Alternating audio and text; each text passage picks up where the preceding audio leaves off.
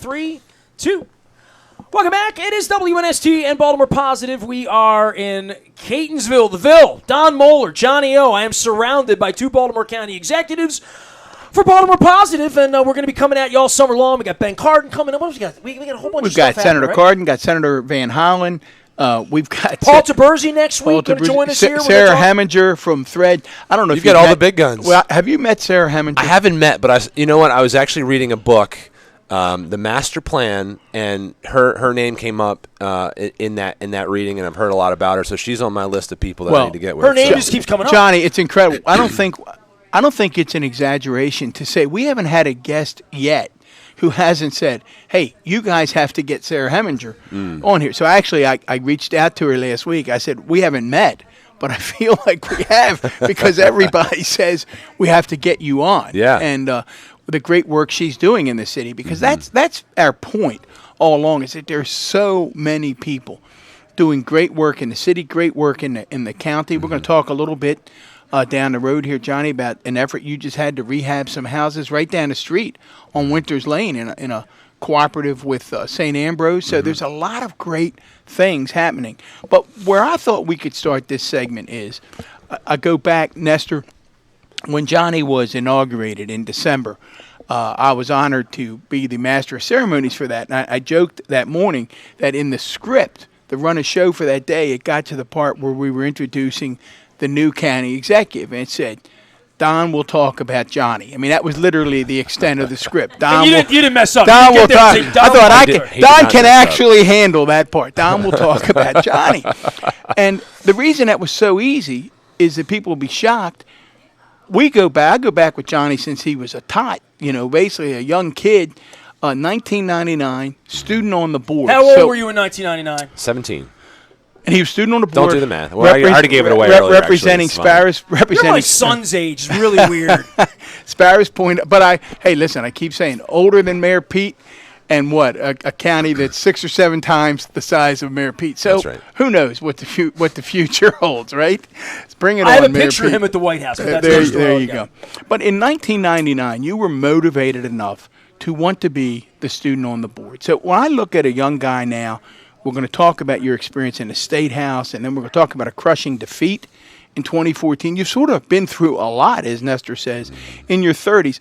But growing up, not every kid, as a high school kid, wants to be student on the board. Talk to us a little bit about where this sort of passion for public comes from. I always tell people it's a combination of it's sort of that nature and nurture, and it's both exposure to, and then also sort of you just have an affinity towards whether it's sports or politics or art. You have to be exposed to it. So fortunately, among other things, I grew up in a political household. I had a father who served on the Baltimore County Council. Before his election, he was a big-time Democratic activist for people like Dutch and Gary Brewster and Connie DeJulius and people who were running for Congress and who were involved in any number of races. Your dad's name was on my lawn, lawns of my neighborhood all my life, literally. Yeah, so, it's one of those things as a kid, you're either drawn to or you're not. And I think what's interesting is public service, the bug has sort of, I think, struck my entire family. So all 3 of my brothers in one way or another are in public service. For example, my youngest brother is a police officer in Baltimore County. But it's one of those things where, my parents instilled in me the values of hard work. This is all East Side values and as well too. Eat crabs. Hard work, giving back, caring about your community, caring about other people, and how that manifests itself has just been different. And I sort of saw from a young age, it was like, wow, this is something I'm really excited about. And I think that there's a real tangible way that public service is a way where you can make a really big difference in the lives of other people. And so having decided, it was one of those things where, okay, what can you do where you are? And, as a high school student, what can you do? And I see young kids now that they're starting nonprofits and businesses and just amazing. But for me, it was like, okay, I can be an advocate for the 100,000 students who are, a part of the system. And so that was sort of what sort of pushed me initially to say, let's try it out. And frankly, that was a formative experience, not just because I got to meet people like Don and other board members and a superintendent, but to really have meaningful exposure. And I got to give the board credit there because, Baltimore County has a weird sort of partial voting rights thing for their student member, where you get to do most things, and then there are other places like budget and superintendent searches, which we actually had that year, where the board actually voted to allow me to participate in all of those things. So, here I am, 17 years old, working alongside these adult board members, picking a new superintendent, passing a multi-billion-dollar budget, working through policy, thinking about curricular issues, and really falling in love with and affirming what I thought was true. So it was one of those formative experiences where it was like, okay, yeah, this is what I want to do. This is where I want to go. And this is how I want to spend my life. But you really wanted to be a teacher, though, right? If it didn't work out. I mean, people have to vote for you to be a politician to some degree. Not to be in public service, but to be an elected official, you got to get elected. That's a whole different thing than no one aspires to be a politician. They grow up and think, well, I'll be a teacher, and then maybe I'll run for office, or I'll be and that's whatever, where it goes right? back to let's reframe that question. I'm going to cut you. Let's reframe that. Nobody you were grows up different. to aspire to be an You were elected different, official. though. So let's ask the county executive, when you were 17, were you thinking about being a teacher, or were you thinking about one day being an elected official, or were you thinking about both, or were you thinking about girls? I don't know. all the above, right? I mean, Yeah, we're 24 hours in the day in Dundalk. yeah. You could You got to multitask. maximize those hours, right? I mean, it was all the above, and I think that I was realistic enough to know that, the idea. And what's funny is actually, I did it was a Optimist Club day in Annapolis when I was in high school that year too, and I was with who ended up being one of my future colleagues, Sonny Minnick, and they were like, "What do you want to do?" And I was like, "I'm going to have your job," and he sort of chuckled at me. He's like, "That's really cute, young man." And I knew Sonny a little bit, too. Yeah. That's So, funnier. but You saying that to Sonny in 1999? That's pretty Oh yeah. But I knew I wanted to do public service. I knew that at some point I wanted to run. But I think when you walk into those things, there's lots of ways you can serve, and you can be engaged in the public, and whether it's a nonprofit or your community organizations. And when we get to the election loss, we can talk about that. But so teaching was a natural, I wanted to give back in that way. It is public service, and it doesn't require being elected or not. But at the same time, I think in my heart, I always knew I wanted to run, and had in my mind that I was going to run for the state legislature. It sort of happened sooner than I think it does for most other people, and I felt very fortunate to have that opportunity then. But it was, I've seen the highs and the lows. Right? Oh. I was elected for the first time when I was 23, and thought, life was amazing, and I was fighting for the things I cared about. And you're never going to lose an election either. When you you think Barb Mikulski talked to us about losing an election early in her, and how it really shaped her and affected her. Because we all like to win, right? I mean, nobody dies undefeated, right? Literally. I mean, at some point we all get defeated in whatever we do, but on a public stage, it's a different it was thing. very humbling. I mean, I went from being the top vote getter in 2 elections in both the primary and the general.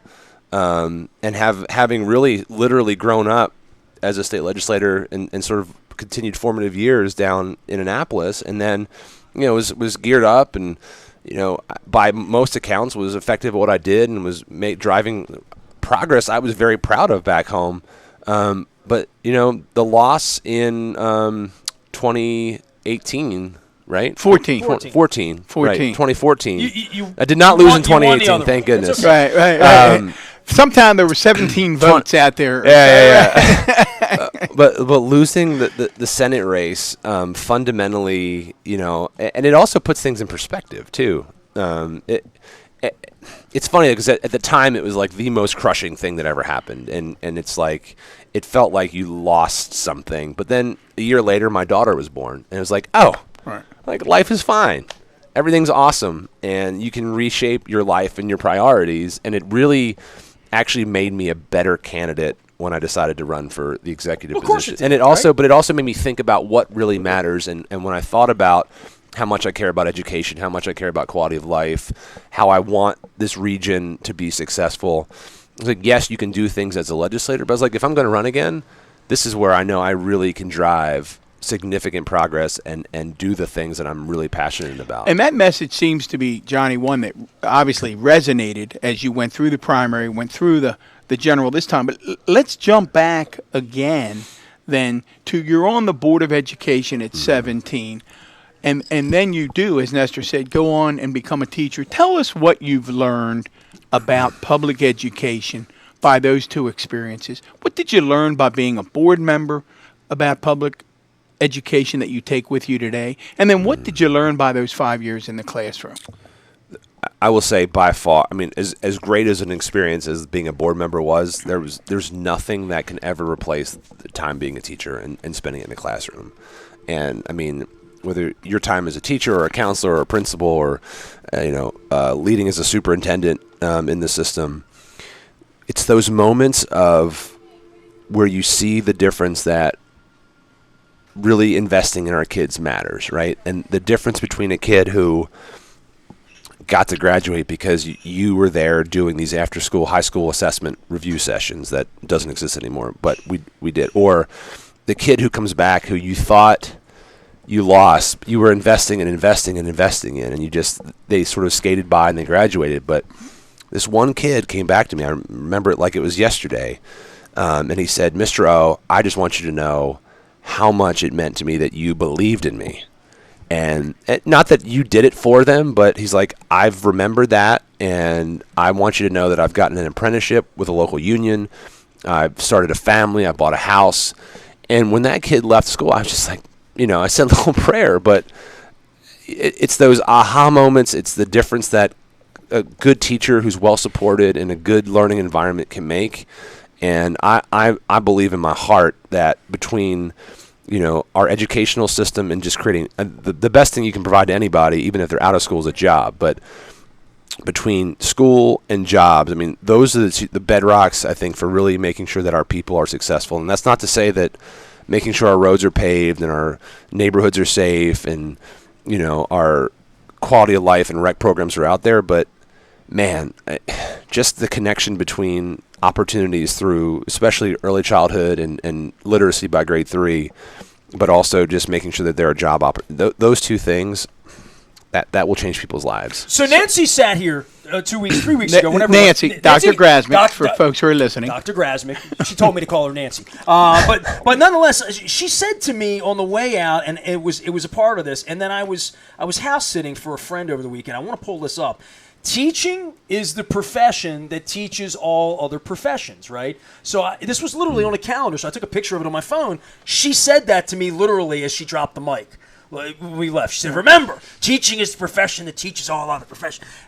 Both of you aspired to that. My father aspired to be a teacher, never was, but thought of himself, that's what he would have done if he didn't go work at the plant and, do all that. He always wanted to be a teacher because he valued that. He valued education, which is why I guess I clung to a teacher who told me when I was 13 I was going to be the next Chris Thomas. So you mentioned, literally. Who told you that? That would be Don Mohler.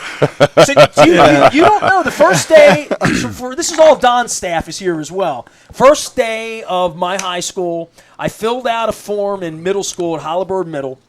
I said, "What elective do you want?" And all I ever wanted to be was a journalist, right? So it was a blue form. I'll never forget it. I circled it, and I didn't care whether I got any other class in high school, but I had to be in a journalism class because that's what I was going to do for a living, right?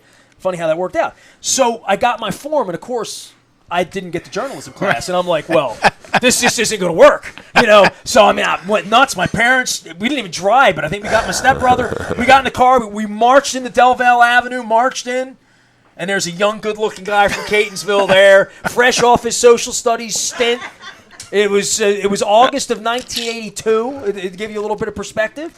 And he told me I was going to be the next Chris Thomas, and he made sure I got in Don Leifert's journalism class. And the rest, as they say, is history. The rest is history. And the rest is history. Teachers. But the teachers see that in people. I mean, that's what Johnny is saying, and that's what we have to, I guess, transition it. And again, I always say there's no straight line on Baltimore Positive, but we have to transition then to the challenge of funding education because you can't sit and talk with you and not see how passionate you are about education. How old's Daria? 3.5. 3.5. Yep. So it's real for you. Daria is going to be going to school very shortly. You know how important a teacher is. Just last week, I had a former Lansdowne student send me a private message on Facebook. Said, "You probably don't remember me, but I had you in social studies. I wonder if you can help me out with this." I mean, that's a great feeling when you think you were a teacher and you made.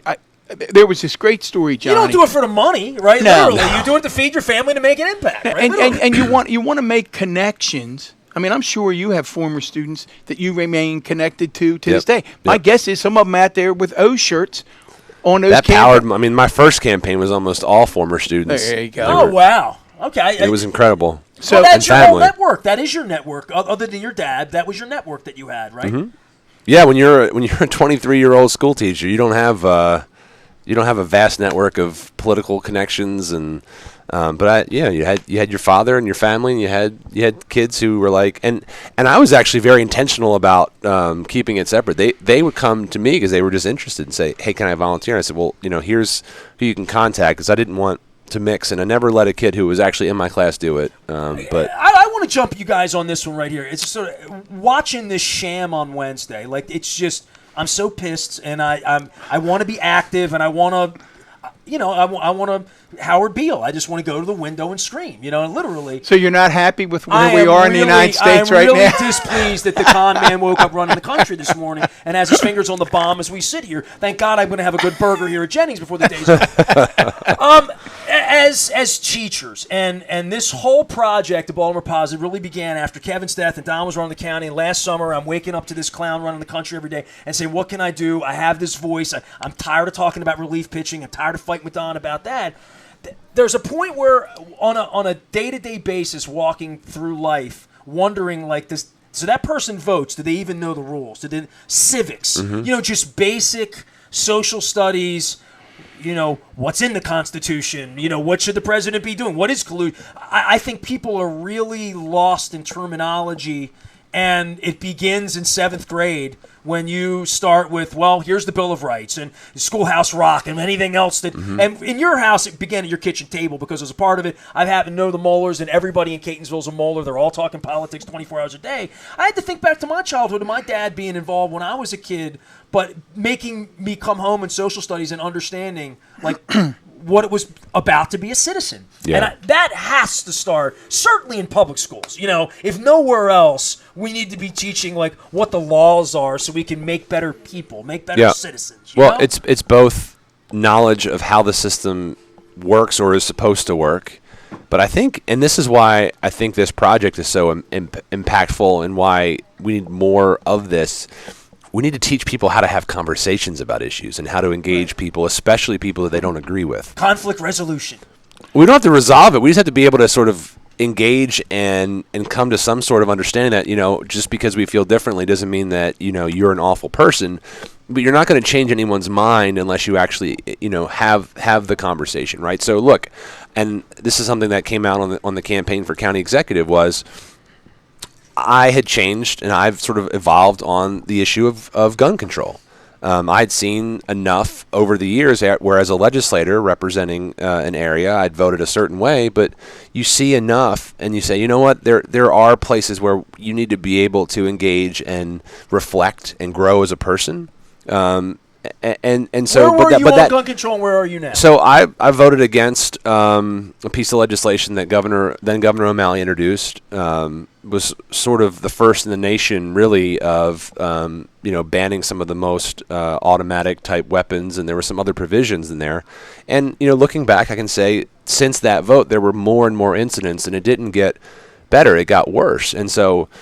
But if you don't allow that space to have those conversations and say, you know what, like, I've looked at this, I would have done things differently if I had a chance to do it again. But it's a mortal sin to change your mind on an issue legitimately, not because you were bought by someone, but because times change, people change.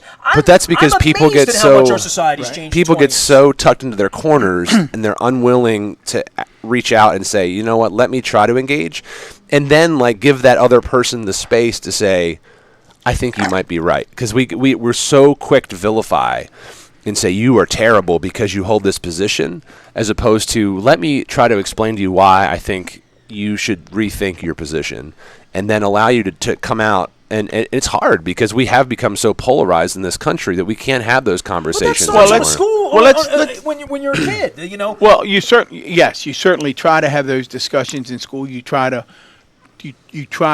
encourage children and students as they get older, young people, to keep an open mind, to be able, as Johnny said, all the things on your daughter's discuss wall as on a that school wall. teacher. Right. Remember, you shared that. Absolutely. Earlier. Play nice with each other, share, just basic things. It is you know? critical stuff. So I really want to turn to you then, Johnny, and say you are East Side. I mean, there's nobody. You and Nestor are East Side guys. You're most East Side Eat guys. crabs the right way. That's I know. right. You grew up. You grew up in Dundalk. You went to Sparrows Point. You're living down there now. You're going to raise your family down there. Yep. At the same time, what are you finding?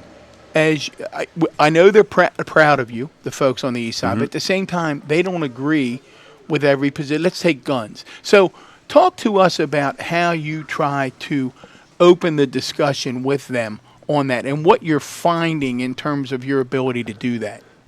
I would say more than anything, and I don't think this is just an East Side thing, people just want respect and they want to be part of the process. And so I think equally to being proud of having one of their own have been successful, there is this feeling of we have someone who's listening to us. I mean, there are parts of this county that have felt like they've been left behind or ignored for a long time.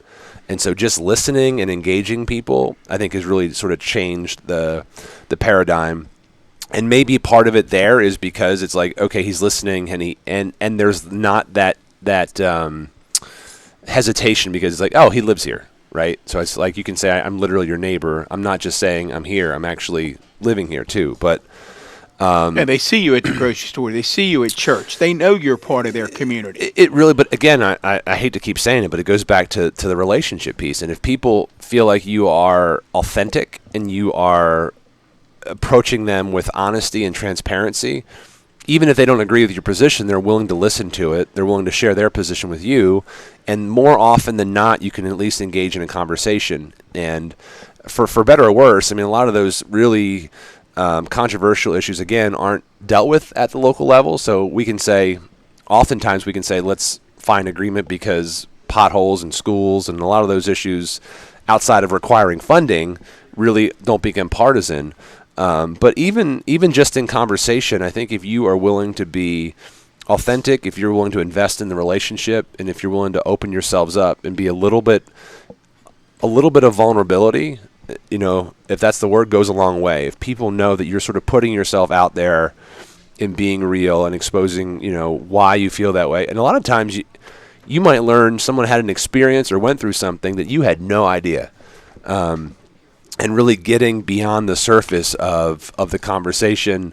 But it takes time and it takes an investment. It's about building those relationships. You can't come in hot and expect you're going to change someone's mind, not knowing them or not having built in a relationship and invested in them. Nestor, I know the great note of civility. I know the county executive's got some time constraints. We got one more segment. We promised to get him out of here, so I think it's a good time to take a break. Baltimore Positive, all brought to you by our friends here at Jennings and Yomps. I'm going to be getting a burger the second.